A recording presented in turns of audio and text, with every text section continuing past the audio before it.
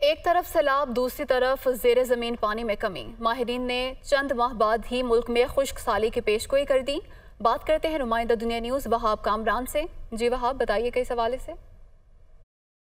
پاکستان میں پانی کی قلت بھی ایک سنگین مسئلہ ہے اور اس کی مس مینجمنٹ بھی، یعنی کہ یہ دونوں مسائل ایک دوسرے کے ساتھ جڑے ہوئے ہیں۔ اور آبی صورتحال پر بات کرنے کے لیے ہمارے ساتھ موجود ہیں چیئرمین PCRWR ڈاکٹر محمد اشرف صاحب۔ پانی کی قلت کو آگے آنے والے سالوں میں آپ کیسا دیکھ رہے ہیں پاکستان میں؟ مونسون میں بیسیکلی آپ کو پتا ہے کہ مور دین 84% ہمارا پانی جو ہے ان 3-4 مہینوں میں آتا ہے، اس کو سٹور کرنا ہے۔ اس کا نتیجہ یہ ہوگا کہ ایک طرف فلڈ کو کنٹرول کر رہے ہیں، دوسری طرف آپ ڈراؤٹ کو کنٹرول کر رہے ہیں۔ تو ادروائز اگر ہم نہیں کریں گے تو اس کے آپ نے کانسیکوینسز جو ہے نا آپ نے دیکھ لیے ہیں۔ کسی وقت آپ کے پاس بہت پانی ہوگا، وہ پانی آپ کے لیے نقصان دہ ہوگا جیسے فلڈ ہے، اور کسی وقت آپ کے پاس پانی نہیں ہوگا۔ بیہیویئر چینج کرنا ہے انڈسٹری کا، ایگریکلچر یوز کا، ڈومیسٹک یوز کا، اور ہمیں اپنی انویسٹمنٹ کو ڈائیورٹ کرنے کی ضرورت ہے ٹورڈز واٹر سورسز ڈیولپمنٹ۔ اگر آپ نہیں کریں گے، آج ہم فلڈ میں ہیں نا، تو ابھی 1 مہینے کے بعد آپ ہیو اینڈ کرائی ہوگا کہ ربی کے لیے پانی نہیں ہے۔ 60% کے قریب سیمپل تھے وہ کنٹامینیٹڈ تھے۔ 29 بڑے شہروں سے ہم اس کو لیتے ہیں،